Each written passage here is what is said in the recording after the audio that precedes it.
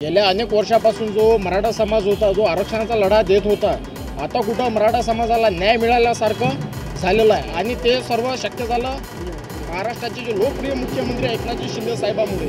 कारण की गेल्या काही आठवड्यांमध्ये की ओबीसी आणि मराठा हा वाद निर्माण झालेला होता, पण एकनाथजी शिंदे साहेब यांनी चांगला तोडगा काढून तो वाद पण सुद्धा आता ओबीसी आणि मराठा संकटात आणलेला आहे। सर्वप्रथम आज बऱ्याच वर्षांनंतरचा जो लढा होता मराठा आरक्षणाचा, तो या ठिकाणी सफल झाल्यासारखं वाटते।